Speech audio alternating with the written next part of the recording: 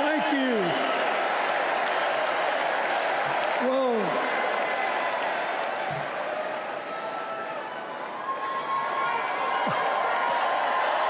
Let me ask you something. After the last 2 days, aren't you proud to be a Democrat? And I am very grateful to the Republicans and independents that have joined us, have been up here on the stage, and I hope they feel better about it now. Because I've seen all these things that even I have to be reminded of from time to time when I get my spirits down. I love seeing the Obamas here. I love seeing President Biden. And I thought Hillary gave a great speech, too. And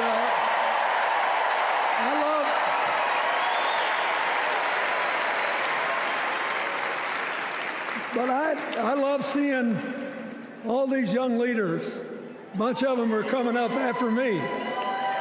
They look better, they sound better, and they'll be exciting. I do want to say one word about President Biden. Remember,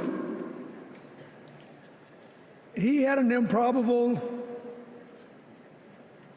turn that made him president. And we were in the middle of a pandemic and an economic crash. He healed our sick and put the rest of us back to work. And he strengthens our alliances for peace and security. He stood up for Ukraine. He's trying desperately to get a ceasefire in the Middle East.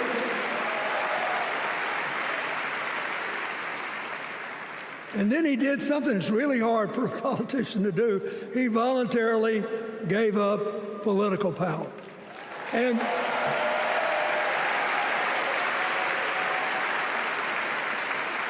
George Washington knew that, and he did it.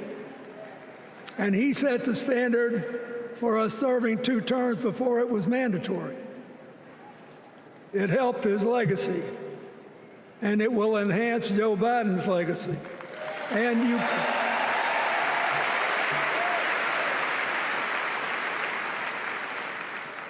it's a stark contrast to what goes on in the other party. So I want to thank him for his courage, compassion, his class, his service, his sacrifice.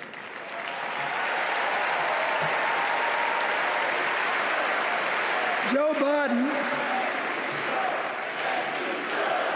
thank you. And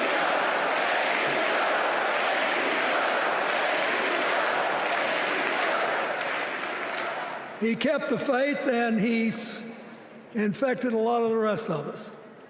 Now let's cut to the chase. I am too old to gild the lily. 2 days ago, I turned 78, the oldest man in my family of 4 generations. And the only personal vanity I want to assert is I'm still younger than Donald Trump.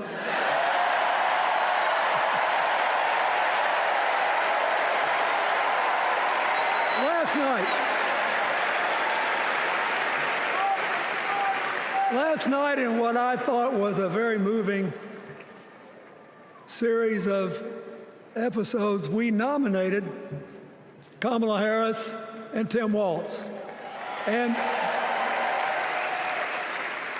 just think about that. 2 leaders with all-American but still improbable life stories.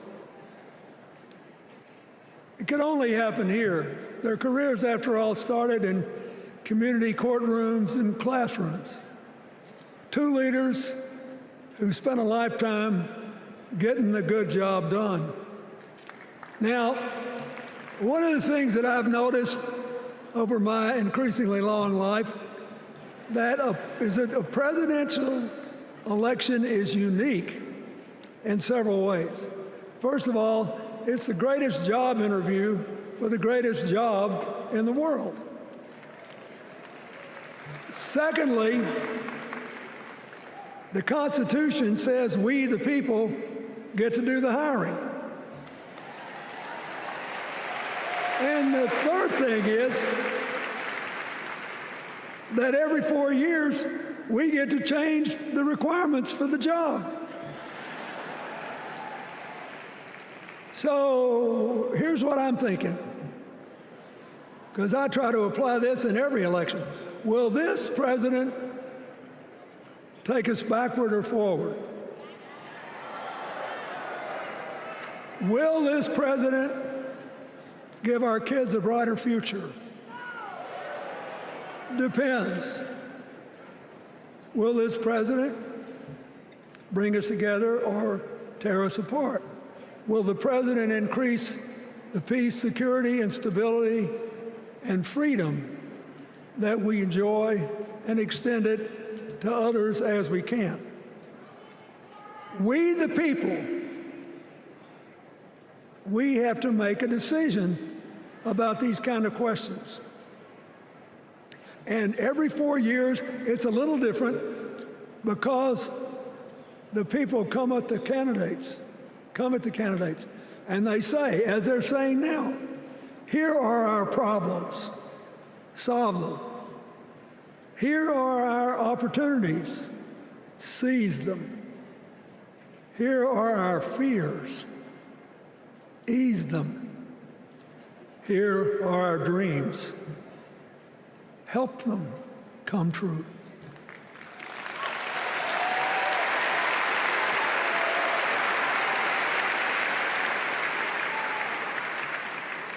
A president can answer that call by saying, I'll do my part, but you have to help me. We have to work together. Or you can dodge what needs to be done by dividing, distracting, and diverting us. So in 2024, we got a pretty clear choice, it seems to me. Kamala Harris for the people,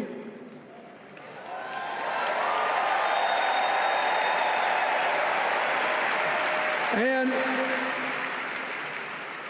the other guy who's proved even more than the first go-around that he's about me, myself, and I. I know which one I like better for our country.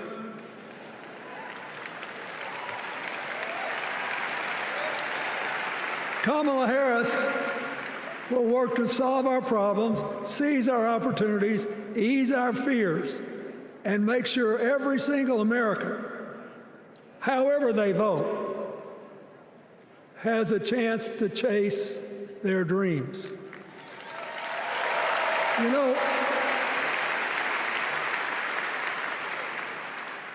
when she was young, she worked at McDonald's. And she greeted every person with that 1,000-watt smile and said, how can I help you? Now she's at the pinnacle of power, and she's still asking, how can I help you?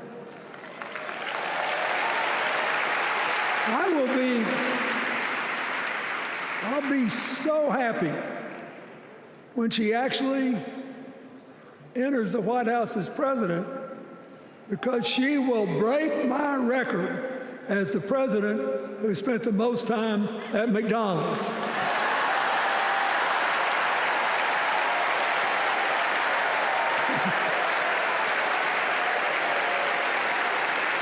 Now, but we got an election to win. And remember, we've got a guy that's pretty good at what he does. Donald Trump has been a paragon of consistency. He's still dividing, he's still blaming, he's still belittling other people. He creates chaos, and then he sort of curates it as if it were precious art. Let me say, not a single day goes by Even though I've been gone for well over 23 years from the White House, not a day goes by that I don't thank the Lord for the chance I had to serve and what it meant. And one of the reasons, thank you. Wait.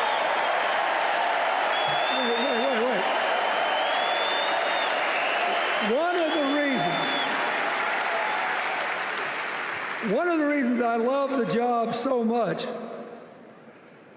is that in the toughest times, even on the darkest days, if you tried hard enough, there was always something good you could do for somebody else. Now, some days that's not easy to do. You've got to deal with all these emergencies, or there's something going on here, there, or yonder. But Kamala Harris is the only candidate in this race who has the vision, the experience, the temperament, the will, and yes, the sheer joy to get something done.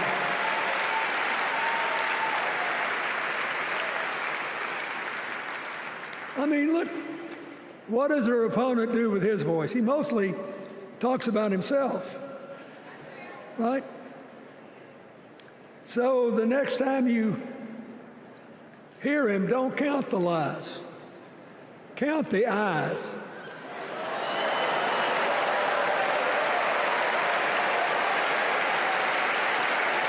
Count the eyes. His vendettas, his vengeance, his complaints, his conspiracies.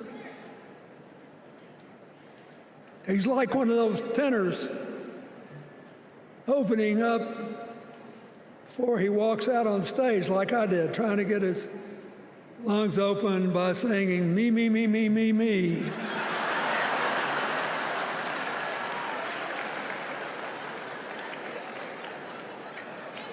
When Kamala Harris is president, every day will begin with you, you, you, you.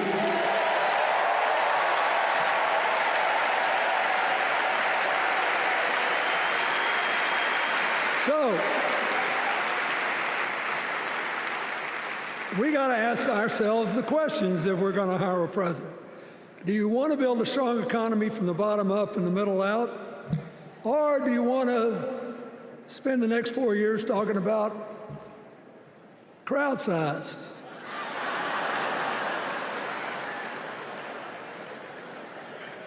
You're going to have a hard time believing this, but so help me, I triple-checked it. Since the end of the Cold War in 1989, America has created about 51 million new jobs. I swear I checked this 3 times. Even I couldn't believe it. What's the score? Democrats 50, Republicans 1.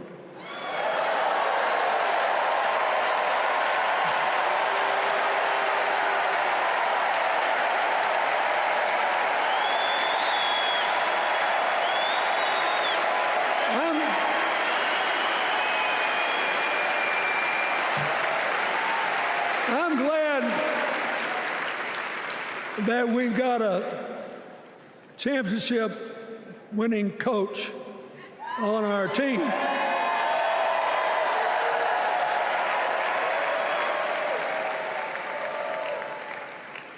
But even the most limited of us in what we know about football or any other sport knows that if you're got 50 and the other side's got 1, you're ahead.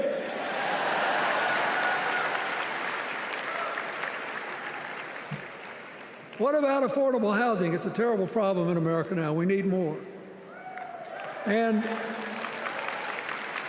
affordable health care. That's why the Democrats put a limit on monthly payments for insulin and a $2,000 a year out-of-pocket limit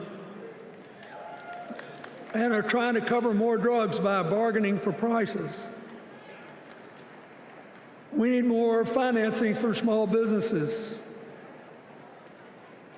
We need still to strengthen our alliances. I almost croaked in the first debate of this election season when President Trump said nobody respected America anymore like they did when he was president. Wait. And with a straight face.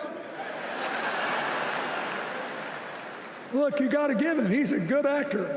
With a straight face, he cited as evidence of the respect that existed for us when he was there the presidents of North Korea and Russia.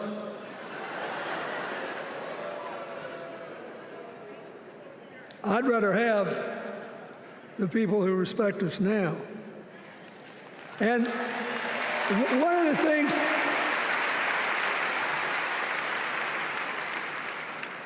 is when you send a signal to the other countries, you want them to know whether they agree with you or not, at least that you're on the level. Here's where you are and what you believe.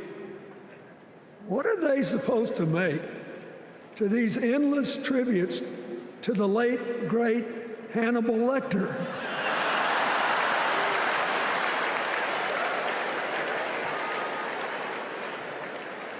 I mean, President Obama once gave me the great honor of saying I was the explainer-in-chief. Folks, I've thought about it, and I don't know what to say.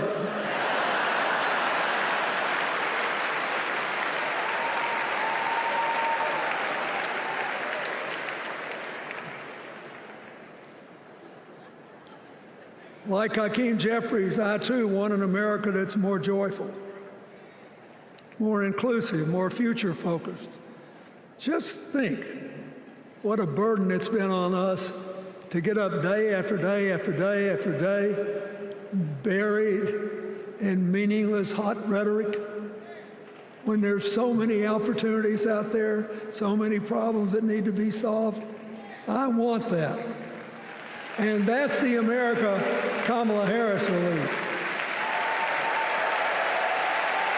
And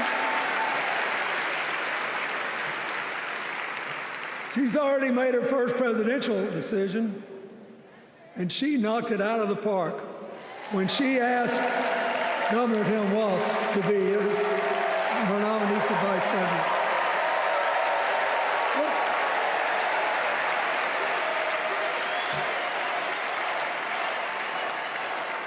As they used to say when I was a young man growing up in Arkansas, you do not have to be all broke out with brilliance. You just look at Tim Walz, listen to him, follow his record as a teacher, as a coach in the National Guard, as a congressman, where he was the only Democrat, save one, elected in that district in more than 100 years. And he stayed a long time. And then he became a great governor. And by all accounts, he was a crack shot who had the courage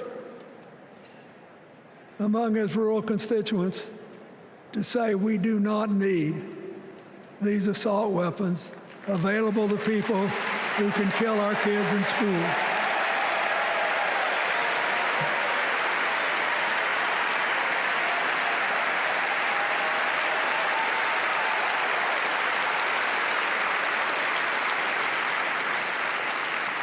So, armed with her first decision,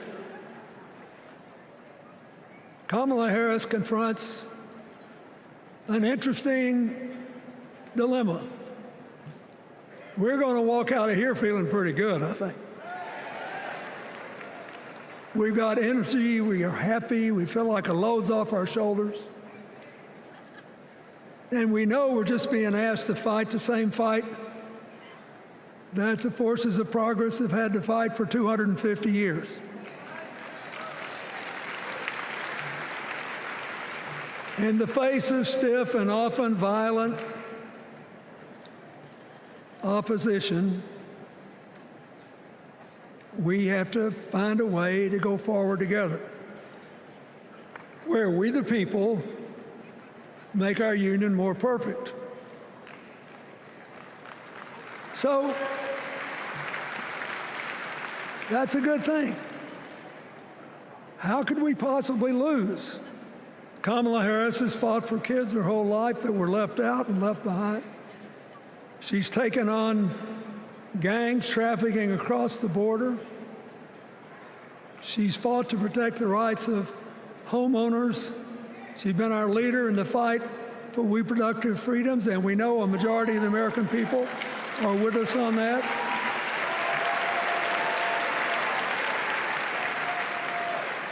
And she's gained an invaluable amount of experience as vice president, advancing our values and interests around the world. She's already said she's going to work really hard to make sure that no American working full-time lives in poverty or has to worry about their children living in poverty. He says that we got to make home ownership an achievable dream for everyone, not just a privilege. She said that and this meant a lot to me, that she would protect everybody's right to vote, whether or not they voted for her. They were citizens, and they deserve the right to vote.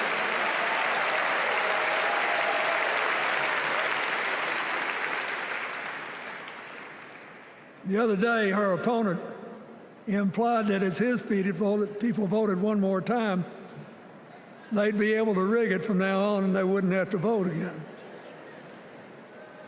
You think they're kidding, but I know a lot of these folks, and most of them are really good people, but some of them think that they are bound to dominate America politically, economically, and socially, and they have to use politics to do it, and they should rig the system.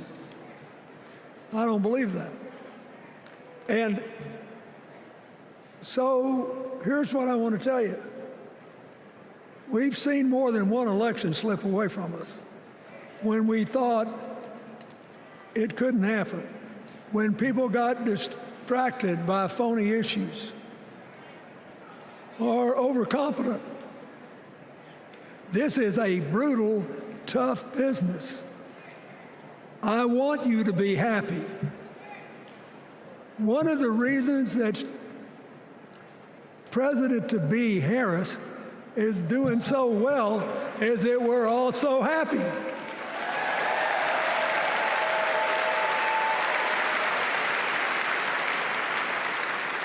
But you should never underestimate your adversary. And these people are really good at distracting us, at triggering doubt, at triggering buyer's remorse.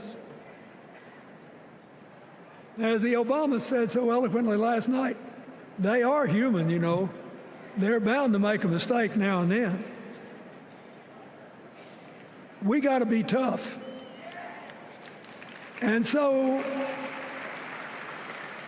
as somebody who spends a lot of time in small towns and rural areas in New York and Arkansas and other places,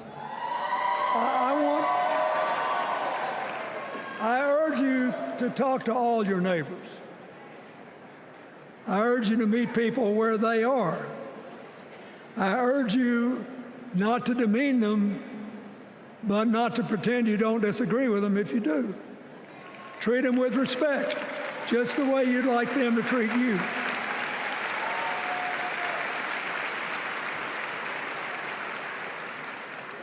ask for their help, and then follow our leader, Kamala, and ask them, how can I help you? We Democrats right now have a lot of hay in the barn. We've got massive achievements, massive advances, but there's still a lot of slips between today and Election Day that we have to navigate. And so I want to say this from the bottom of my heart. I have no idea how many more of these I'll be able to come to. I started in '76, and I've been to every one since. But no, 72. Lord, I'm getting old. But here's what I want you to know. If you vote for this team, if you can get them elected and let them bring in this breath of fresh air, you will be proud of it for the rest of your life. Your children will be proud of it. Your grandchildren will be proud of it.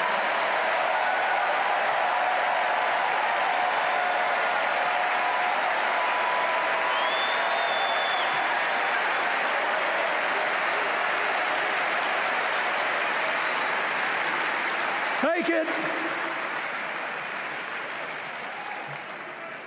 from a man who once had the honor to be called in this convention the man from hope. We need Kamala Harris, the president of joy, to lead us. So,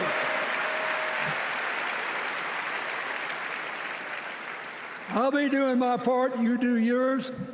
I'll see you when we're making a real joyful noise when the votes are counted. God bless you, and God bless America.